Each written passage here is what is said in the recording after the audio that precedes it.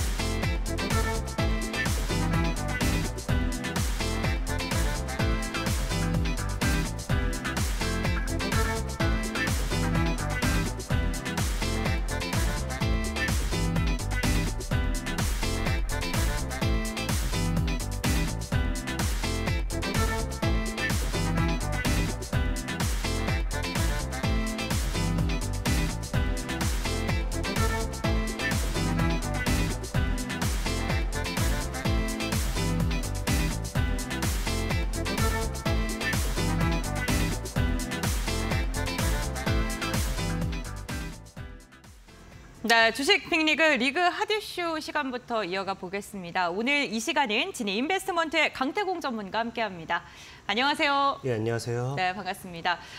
전문가님, 오늘도 그렇고 어제도 그렇고 시장이 오후장 들어서 상승폭을 좀 다소 반납하는 시장이 이어지고 있거든요. 시장의 체력이 그렇게 견고하진 않은 것 같은데 어떻게 바라보십니까? 일단은 지금 시장이 이렇게 굉장히 빠르게 순환매가 돌면서 오후장 들어가면서 많이 소강되는 부분을 많이 보여주고 있습니다. 이러한 부분이 사실상의 최근에 빚투 증가라고 하죠. 빚을 내서 투자하는 이 투자자들이 많다 보니까 그만큼 빠르게 테마를 순환매를 시키면서 개인들이 좀 털고 가는 그런 과정이지 않을까 좀 생각을 해보고 있고요. 그렇기 때문에 이런 시장 속에서 여러분들이 테마주에 너무 무리해서 추격 매매를 하기보다는 오히려 올라갈 만한 저가에서 올라가지 못할 종목들의 테마를 기다리면서 좀 매수하는 그런 타이밍으로 좀 보셨으면 좋겠습니다. 네, 알겠습니다. 급등하는 종목을 따라가는 것보다는 지금 저점에 있는 종목을 조금씩 담아가는 전략이 좀 유효하겠다라고 시장을 이야기해 주셨습니다. 그럼 리그 핫이슈 시간을 통해서 오늘 시장에 또 뜨거운 이슈를 한번 확인해 볼 텐데요. 오늘의 이슈는 과연 어떤 이슈일까요? 지금 바로 만나보시죠. 상한가까지 치솟았던 맥신 테마주가 급락하고 있습니다. 지난주 목요일이었죠. 한국과학기술원의 연구진이 맥신의 분자 분포를 분석하는 방법을 개발했다고 발표하면서 주목을 받았는데요. 맥신은 2011년에 발견됐습니다. 전기 전도성이 높고 여러 금속 화학물과 조합할 수 있어 꿈의 신소재라고 불리는데요. 맥신주 3일 천하로 끝이 날까요? 관련 이야기 나눠보겠습니다.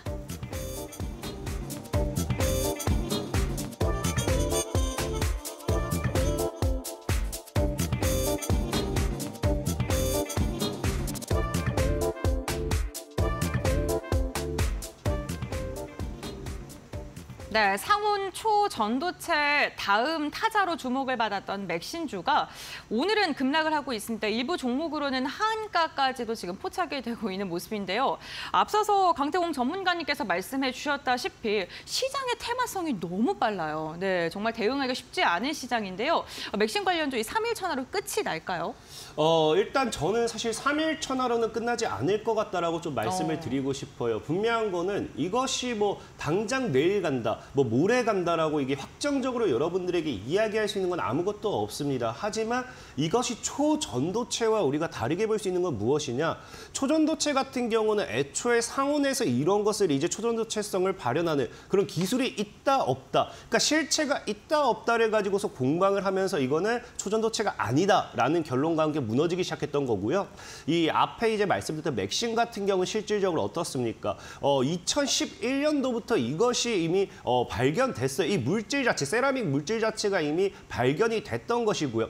그러면서 이 맥신 같은 경우가 지금 이제 앞에 말한 것처럼 이제 우리가 꿈의 신소재라고 불리기도 하죠. 다만 이제 너무 이 전도성이라든지 아니면 물과 친화력이라든지 이런 것들이 너무나도 좋다 보니까 사실 그 어떤 곳에나 다 사용을 할 수 있는 그런 물질입니다. 이제 반도체라든지 여러분 흔히 아는 반도체, 제약 바이오, 제약 쪽에도 사용이 가능하고요. 그다음에 센서라든지 이제 여러분 좋아하는 배터리, 이런 쪽 전체적으로 사용이 가능하기 때문에 너무나도 무궁무진한 이런 것들, 그런 부분이 보여지다 보니까 이것이 절대적으로 단발적으로 끝날 수는 없다라고 좀 생각해보고 있고, 다만 이 맥신이라는 것이 다시 이슈가 되고 테마를 가지고 간 게 무엇이냐?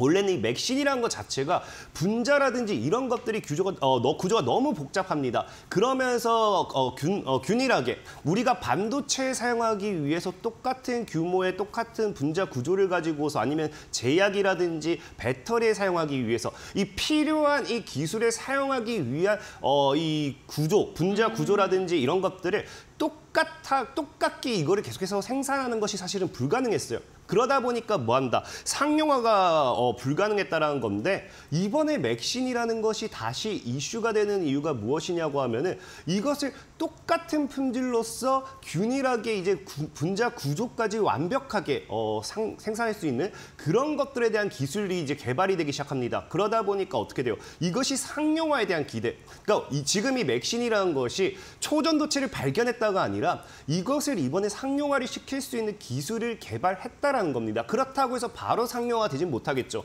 그렇기 때문에 지금 당장에 갈지 당장 다음 주에 갈지 이런 것들에 대한 확답성을 여러분들에게 얘기를 못하는 거지. 일단 이것이 상용화 기술이 개발이 됐다라는 거는 이제 아까 앞에 말씀드렸던 상용화를 통해서 반도체에 쓰이든지 아니면 제약 바이오 쪽으로도 가든지 센서라든지 배터리 쪽 어디에 쓰이게 되든지 기술력에 대한 부분이 굉장하게 우리나라가 급격하게 또 성장할 수 있는 그런 모멘텀이 될 수 있어요. 그러다 보니까 이런 부분, 상용화와 함께 다시 한번 이런 이 섹터 부분이 주목받을 수 있다라고 여러분들이 좀 말씀을 드리고 싶은 거고요.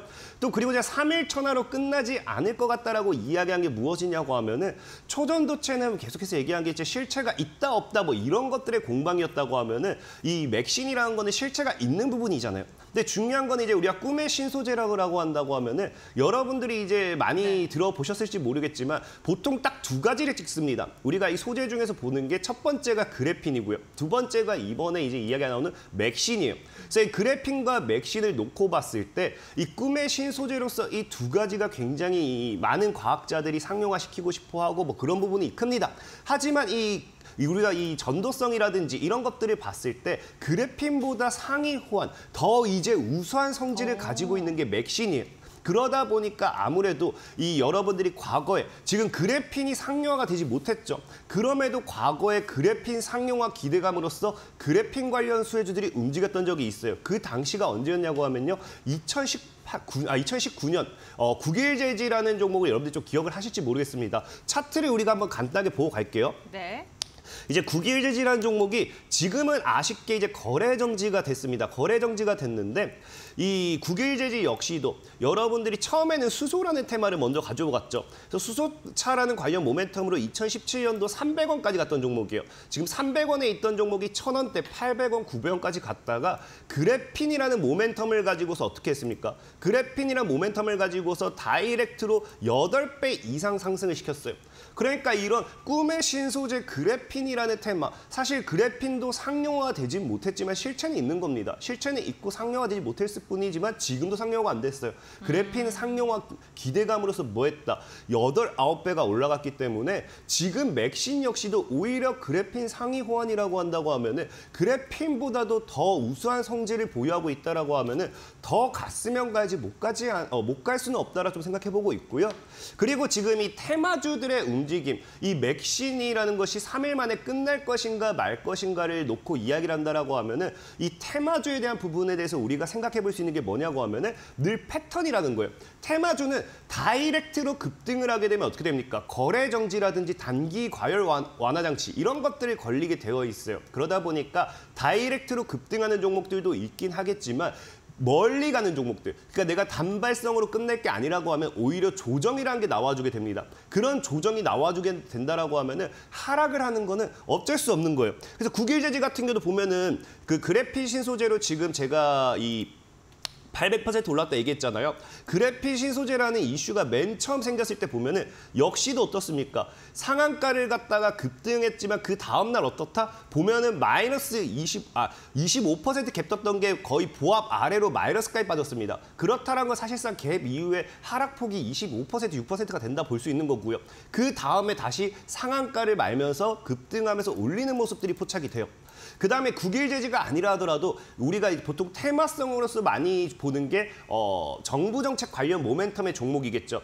과거에 이제 대선 당시에 DSR이라는 종목이 있습니다. DSR이라는 종목도 특정 인물의 정부 정책 모멘텀이죠. 보시면 아시겠지만 DSR이라는 종목도 어떻습니까? 11월 달부터 해가지고 단기간에 5배 이상 올라가요.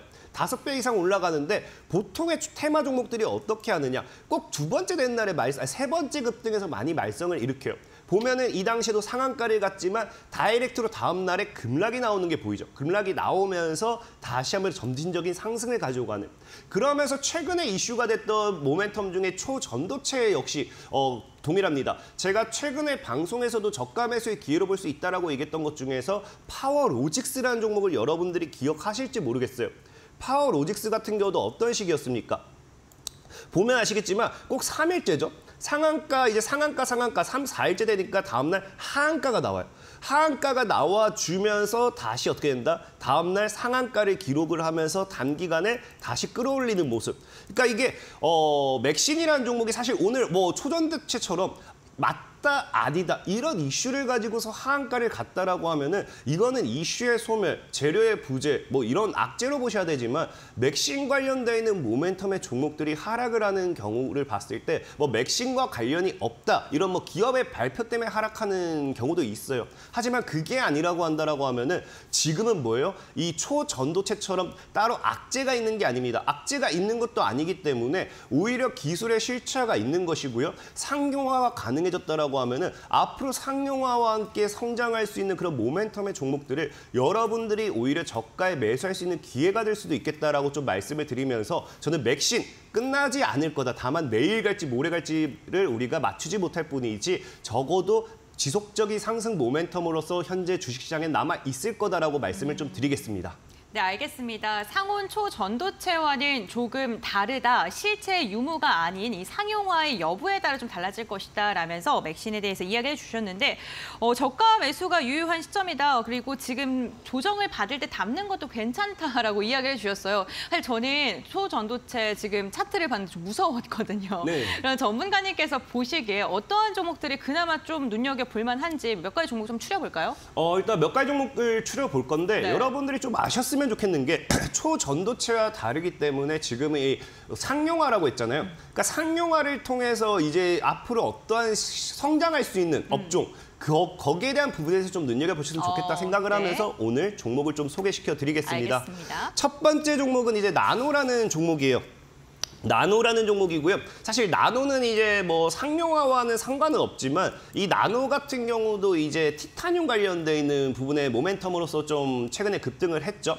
이런 이 맥신 관련해 가지고 구성 원자 중에 하나인 이 티타늄 이런 것들 관련 모멘텀으로서 최근에 같이 움직였던 게 경동인베스트라든지 티플렉스라든지 이런 종목들과 함께 같이 움직였습니다. 하지만 역시나 오늘장에서 같이 하락을 보여주는 모습이 좀 저는 오히려 저가 매수의 기회다라고 좀 보고 싶은 분도 많고 나노 같은 경우는 기본적으로 이 맥신이 아니라 하더라도 제가 최근에 지속적으로 여러분들에게 말씀드렸던 게 이제 2차 전지죠.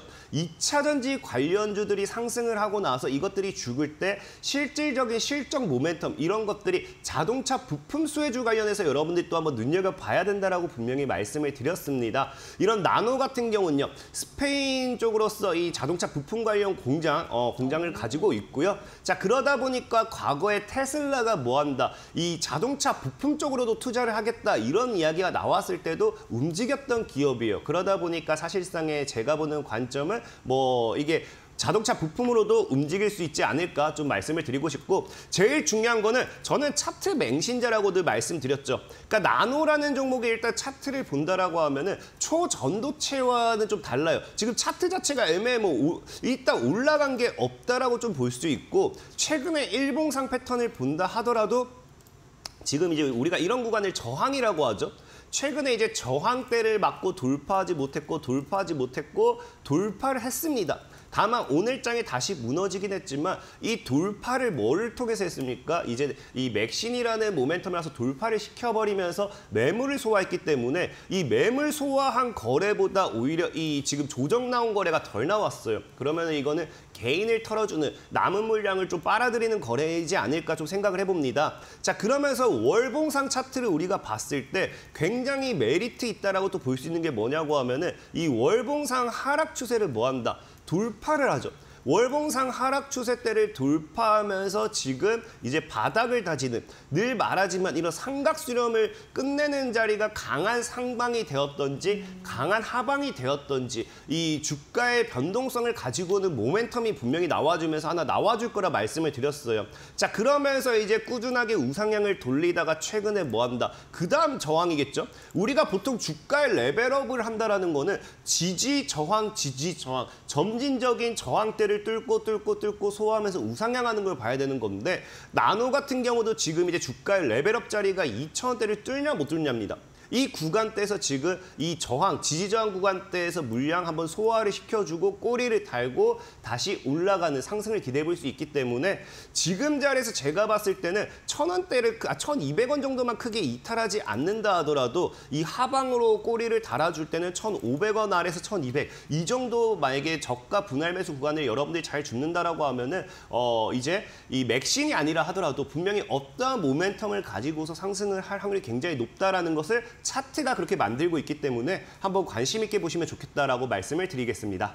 네, 알겠습니다. 첫 번째 종목으로는 나노 이야기해 주셨습니다. 2,000원 매물대 저항을 뚫어주게 된다면 레벨업도 기대할 볼만하다라고 이야기해 주셨고 다음 종목도 어떤 종목 눈여겨보고 계십니까?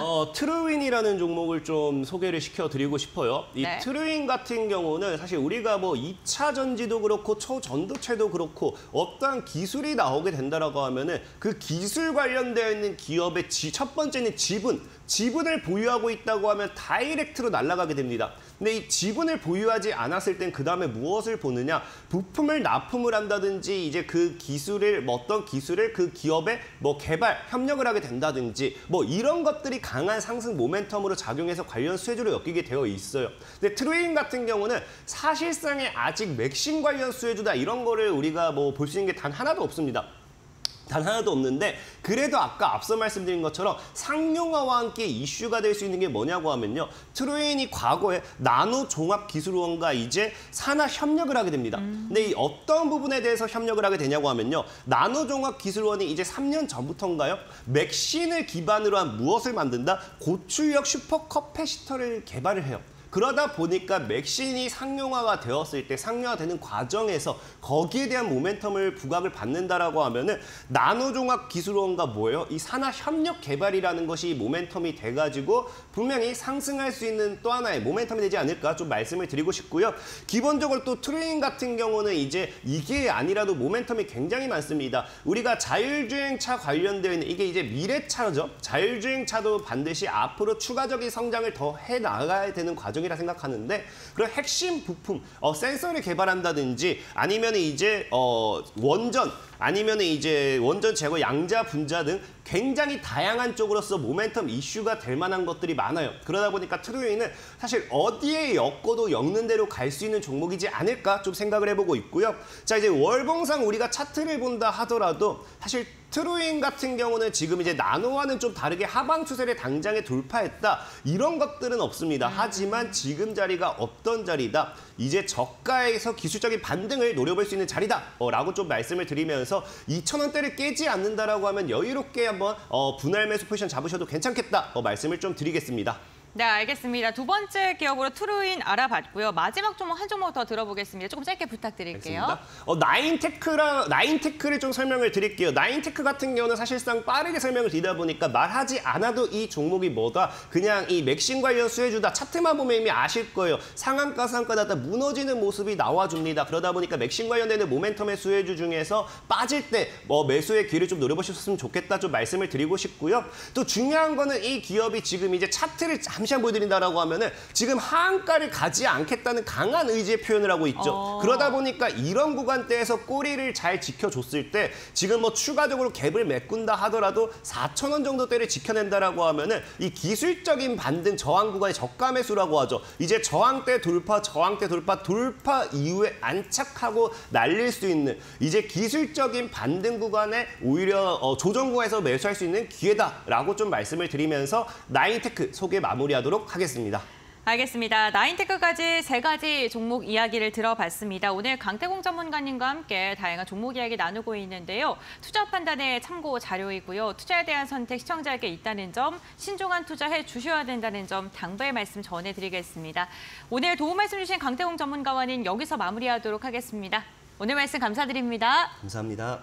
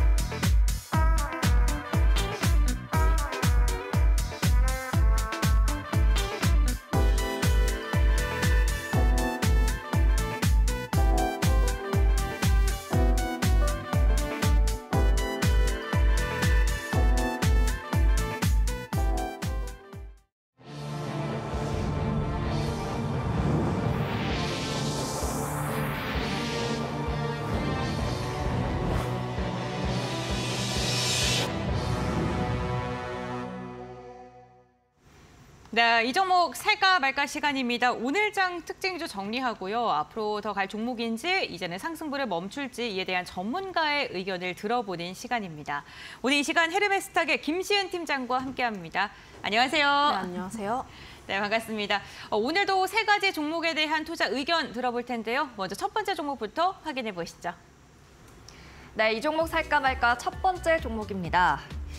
한화로 간판을 바꿔 달고 주가 순항하던 한화오션 대규모 유상증자라는 악재가 오늘 나왔습니다.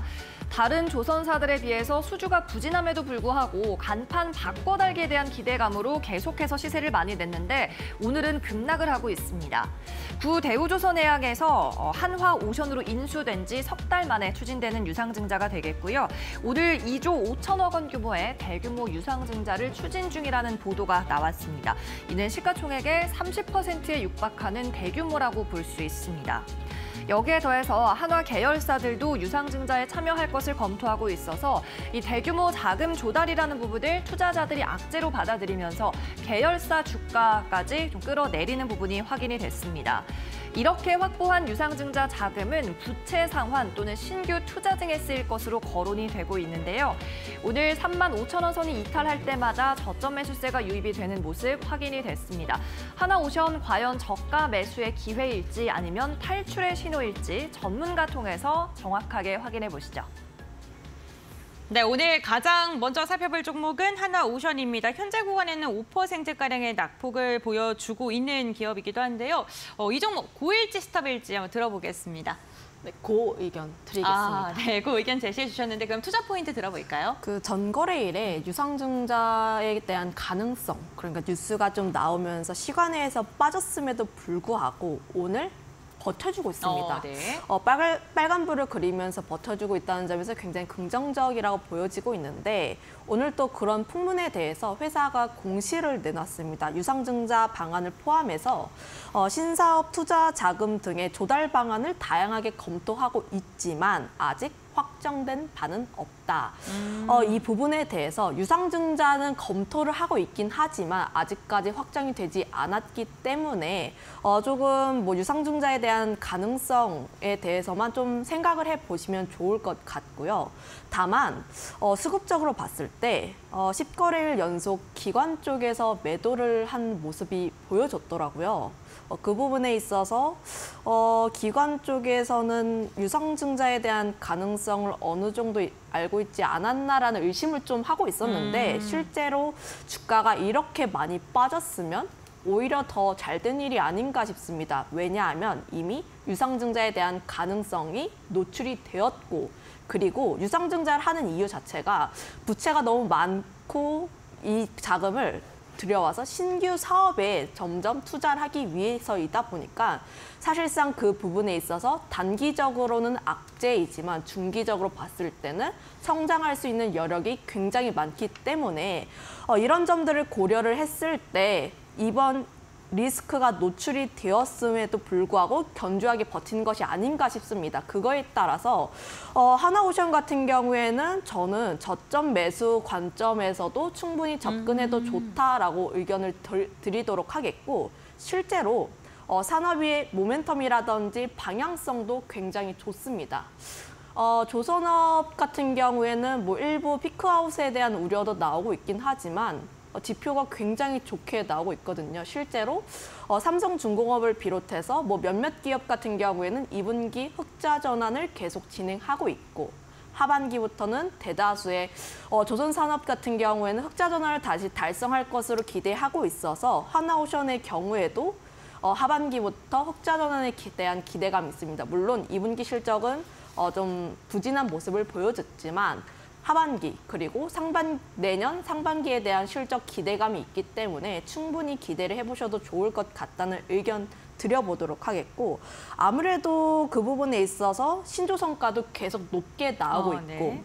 하반기부터 인도를 하게 되면 새로운 수주를 받게 되는데 새로운 수주를 받았을 때 신조선가를 바탕으로 받기 때문에 이런 부분에 대해서 굉장히 긍정적으로 볼 가능성이 크다고 보고 있습니다. 특히 IMO 쪽에서 이산화탄소에 대한 규제를 점점 늘려나가고 있기 때문에 친환경 선박에 대한 수요는 계속 늘어날 수밖에 없다 이렇게 보고 있고요. 특히 뭐 우리나라 같은 경우는 친환경 선박 수주 1위입니다. 며칠 전에 나왔던 뉴스를 보게 됐을 때 1위를 기록을 하고 있고 수주에 대한 량 자체도 굉장히 견조하게 나오고 있기 때문에 이런 부분에 대해서는 조선산업 전반적으로 굉장히 긍정적인 의견을 드릴 수밖에 없는 데다가 하나오션 같은 경우에는 유상증자에 대한 리스크 때문에 주가가 좀 많이 빠졌기 때문에 지금 같은 경우에서는 분할적으로 매수를 해도 좋다는 의견 드려보도록 하겠고 외국인들 매수세가 계속 들어오고 있어요. 지금 네. 보면은 아무래도 하나오션 같은 경우에는 그 MSCI 편입 때문에 외국인들의 매수세가 계속 들어올 수밖에 없는 그런 입장이고 리밸런싱 같은 경우가 31일 이전까지이다 보니까 그 전까지 패시브 자금이 들어올 가능성이 높기 때문에 이런 부분에 대해서는 충분히 긍정적으로 바라볼 수밖에 없는 요인이 굉장히 많다 이렇게 보여집니다. 네, 알겠습니다. 한화오션 같은 경우에는 유상증자에 대한 악재가 이미 주가에 반영이 됐고 조선 업황 자체가 지속적으로 좋아질 가능성이 크기 때문에 지금 오히려 저가의 매수 기회로 삼는 게 좋겠다라고 이야기해 주시면서 그 의견 제시해 주셨습니다. 한화오션 이렇게 투자 의견 들어봤고요. 이어서 두 번째 종목 확인해 보시죠. 네, 두 번째 종목은 덴티움입니다. 덴티움 오스템 임플란트의 상장 폐지 이후로 임플란트계에서 새로운 대장주가 될 수 있을지 주목되고 있습니다. 이번 달 업계 1위였던 오스템 임플란트가 증시에서 상장 폐지가 됐습니다. 그러면서 현재 증시에 상장된 임플란트 종목 가운데 덴티움이 가장 큰 기업이 됐습니다. 하지만 시가총액 기준으로 오스템 임플란트에 대비해서 절반 정도밖에 되지 않는 규모여서 오히려 임플란트주들 소외의 길을 걷게 되는 게 아니냐는 우려도 함께 공존했습니다. 하지만 덴티움 실적만큼은 굉장히 튼튼합니다. 2분기 실적 영업이익은 예상치를 밑돌았지만 매출액이 처음으로 1,000억 원을 돌파하면서 사상 최대 금액을 나타냈습니다. 또 중국 현지에서 매출 비중이 큰 기업으로 잘 알려져 있죠. 중국에서는 VBP가 시행이 되면서 임플란트 수요가 증가하고 가격이 인하하는 트렌드가 확산되고 있습니다. 증권가에서도 덴티움이 이 VBP를 통해서 볼륨이 확대될 것이라고 기대하고 있는데요. 이 종목 살까 말까 덴티움, 이번에도 스튜디오 연결해서 전문가 의견 들어보겠습니다. 네, 이번에는 덴티움입니다. 임플란트 대장주의 역할을 톡톡히 할 수 있을지 한번 전문가님의 의견 들어보겠습니다. 고입니까 스탑입니까? 그 의견을 드릴 수밖에 없을 것 같아요. 네. 왜냐하면 임플란트 산업 같은 경우에 구조적으로 성장을 하고 있는 산업이다 보니까 덴티움 같은 경우에는 지속적인 의견을 드릴 수밖에 없는데 최근에 덴티움 같은 경우에 주가가 좀 급락을 한 모습 보여줬습니다. 한 2, 3거래일 전쯤에 10% 넘는 급락세를 보여줬는데 아무래도 중국 내수 쪽에 대한 수요 부진 이런 쪽에 대한 우려가 나왔지만 하지만 지금 차트적으로 봤을 때 좀 해당 라인대에서 지지 라인이 나와주고 있기 때문에 좀 접근해볼 만한 위치가 있다는 점 한번 생각을 해보시면 좋을 것 같은데 물론 덴티움을 비롯해서 중국 임플란트 관련 종목군이 중국이랑 많이 연관이 되어 있는 것은 사실입니다. 실제로 중국 지표 같은 게 시장 예상치보다 좀 하회하면서 우려에 대한 내용 계속 나오고 있긴 한데 임플란트 같은 경우에는 계속 성장을 할 수밖에 없는 그런 산업이라고 볼 수밖에 없는 게 아무래도 VBP를 진행을 하게 되면서 정부가 대량으로 사들이면서 조금 저렴하게 푸는 정책이다 보니까 그 부분에 있어서 가격적인 부담감이 어느 정도 덜어지지 않을까라고 보여지고 있고 실제로 덴티움 같은 경우를 봤을 때 매출이 계속 늘어나고 있는 모습을 보여주고 있습니다. 특히 중국 시장에서의 성장세가 크게 기대가 된다라고 보시면 좋을 것 같은데 임플란트에 대한 성장세 그리고 중국 시장 내에서 성장세에 대한 이야기는 한 3, 4년 전부터 계속 들어왔던 얘기예요. 중국 시장이 성장할 것이다. 그래서 임플란트 기업이 수혜를 많이 볼 것이다에 대한 얘기는 이전부터 많이 들어왔었는데 하지만 중국 내에서의 성장률을 봤을 때 1%대에서 2%대로 올라가는 그런 수치이다 보니까 앞으로 임플란트 쪽에서의 중국 내에서의 성장률은 상당히 크게 열려 있다라고 보시면 좋을 것 같고 특히 중국 쪽에서 정부가 뭐 내수에 대한 수요 부진 이런 쪽을 좀 손을 놓을 것 같지는 않습니다. 네. 그 부분에 있어서 이 부분에 대해서는 시간적인 문제지 천천히 지금 덴티움 같은 경우에 고점 대비했을 때 거의 한 30~40% 정도 주가가 눌려 있기 때문에 그 점에 있어서 눌림목의 관점에서 보셔도 좋지 않을까라는 말씀 드려보도록 하겠고, 차트를 한번 봤을 때 지금 이 라인대에서 대세적인 시세 라인이 나왔거든요. 11만 원대에서 대세적인 시세 라인이 나왔다가 18만 원 찍고 다시 한번 주가의 조정세가 나왔는데 지금 라인대가 딱 11만 8천 원 라인대입니다. 그만큼 다시 한번 주가에 분할적으로 매수를 하기에 괜찮다는 점 한번 염두를 해보시면 좋을 것 같습니다. 네, 알겠습니다. 중국의 내수 소비 부진 우려로 주가가 지금 눌림목 구간에 들어섰는데 중국 자체에서 경기 부양책을 지속적으로 내놓고 있고 소비 진작 정책을 내놓고 있기 때문에 이로 인해 주가가 다시금 탄력을 받을 것이다라고 그 의견 제시해 주셨습니다. 두 번째 종목도 여기 정리해 보도록 하고요. 이어서 세 번째 종목 들어보겠습니다. 네, 세 번째 종목 확인해 보겠습니다. 엔비디아가 23일 실적 발표를 앞두고 있습니다. 우리 국내 반도체 대표주 장 초반 대비해서는 상승폭을 많이 줄였는데 AI 관련주는 현재 오후장에서도 탄력성 이어갑니다. 인공지능 대표주라고 할 수 있는 셀바스 AI 보겠습니다. 엔비디아는 실적 발표를 앞두고 월가에서 줄줄이 목표 주가 상향이 나오고 있습니다. 오늘도 미국장에서 8% 급등하면서 마감을 했는데요. 아무래도 엔비디아 실적 기대감에 가장 불을 붙이고 있는 것은 챗GPT 등에 들어가는 AI 반도체 칩이라고 할 수 있겠습니다. 국내 셀바스 AI 같은 경우에는 국내 1호 인공지능 기업인 만큼 부각받고 있는데요. AI 관련주가 처음 각광받기 시작했던 챗GPT 돌풍 때부터 관심을 집중받았죠. 음성 인식 쪽 기술력은 인정을 받고 있습니다. 여기에 더해서 오는 24일, 내일 모레죠. 네이버가 초거대 언어 모델 AI인 하이퍼클로바 X를 공개하는 만큼 주목을 받고 있고요. 또 셀바스 AI의 협력사인 폴라리스 오피스도 네이버 하이퍼클로바와 협업해서 자사 AI를 공개할 예정입니다. 네, 이 종목 살까 말까 마지막 종목이었고요. 다시 한번 스튜디오 연결해서 의견 들어보겠습니다. 네, 세 번째는 셀바스 AI입니다. 엔비디아가 간밤에 정말 급등을 하면서 마감을 했습니다. 이에 대한 훈풍이 AI 관련주로 이어지고 있는데요. 셀바스 AI는 곰니까 스톱입니까? 이거는 세무 의견인데 왜냐하면 네.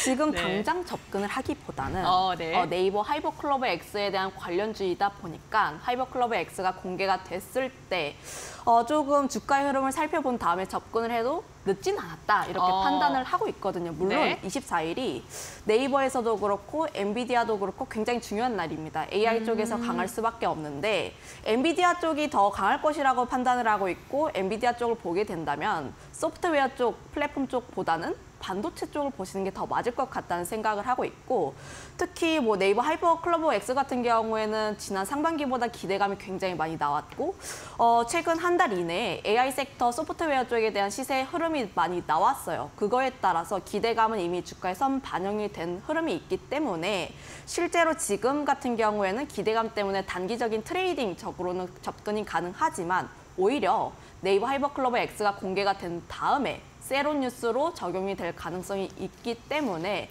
실제로 우리가 하이퍼클로버 X를 사용을 하고 그리고 실제로 네이버가 하이퍼클로버 X를 통해서 매출이 늘어날 수 있는지 이런 정도를 좀 구조적인 매출세가 나올 수 있는지를 한번 고민을 해본 다음에 접근을 해도 늦지 않을까라고 보고 있습니다. 물론 셀바스 AI가 가지고 있는 경쟁력, 뭐 음성인식이라든지 이런 쪽에 대한 경쟁력은 굉장히 좋지만 아무래도 네이버 하이퍼클로버 X와 연결된 부분이 있고 이미 테마적으로 시세가 분출했기 때문에 이 점을 좀 고려를 할 수밖에 없다는 점 한번 체크를 해보시면 좋을 것 같습니다. 실제로 좀 소프트웨어 같은 경우를 봤을 때 아무래도 성장주의 영향도 있기 때문에 최근 들어서 뭐 금리 인상에 대한 우려, 뭐 국채금리에 대한 우려 이런 부분이 있기 때문에 그 부분에 있어서 성장주로서는 약간의 타격이 있을 수도 있다는 점까지 한번 고려를 해본다면 지금 당장 매수보다는 24일 이후에 흐름을 좀 한번 살펴보고 들어가도 늦지 않다. 이렇게 판단하고 있습니다.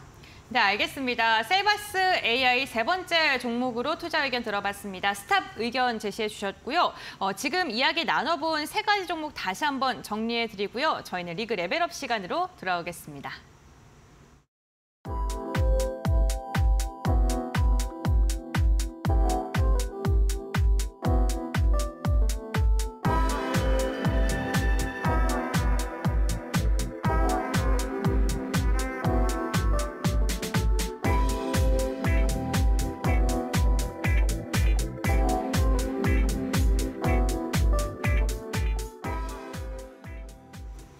네, 리그 레벨업 시간입니다. 여러분들의 계좌를 레벨업 시켜줄 수 있는 진정한 고수 전문가는 누구일까요? 오늘 이 시간 함께하고 있는데요. 오늘 중수입니다. 네. 네. 네, 오늘 어떠한 종목을 또 들고 오셨을지 너무나도 기대가 되는데 어떤 종목입니까? 변압기 섹터 쪽에서 골라왔는데 네. 뭐 AI라든지 뭐 단기적으로 움직일 수 있는 테마가 많긴 하지만 구조적으로 성장할 수밖에 없는 그런 산업에 계속 관심을 가지는 게 좋을 것 같다고 판단을 하고 있고 네. 실제로 뭐 HD 현대일렉트릭 같은 경우도 이전에 갖고 왔고 뭐 LS 일렉트릭 같은 경우도 특징주로 다뤘을 때 계속 긍정적으로 볼 수밖에 없다 이런 이야기를 드린 적이 있는데 두 기업 같은 경우에는 이미 시세를 너무 많이 분출했어요. 네. 그거에 따라서 재룡전기라는 기업을 한번 가지고 왔는데 아직까지 두 기업 대비했을 때 바닥권에서 크게 올라오지 않았다는 점을 보면은 룸에 대한 상방 가능성이 크게 열려 있다 이렇게 판단을 하고 있습니다. 현재 대장 역할을 했었던 LS 일렉트릭 그리고 HD 현대일렉트릭 같은 경우는 실적 발표 이후에 주가에 빠짐 현상이 나왔고 실제로 LS 일렉트릭 같은 경우에는 LS그룹 자체가 초전도체 현상과 함께 맞물리면서 약간의 테마적으로 시세가 분출이 되었다는 점. 그거에 따라서 실적보다는 테마에 대해서 움직이는 가능성이 높기 때문에 앞서 두 기업보다는 그 재룡전기라고 하고 있는 변압기 섹터의 모멘텀을 온전히 가지고 있는 기업에 조금 더 집중해 보시는 것이 낫지 않을까라고 판단을 하고 있습니다. 방향성 자체는 굉장히 뚜렷해요.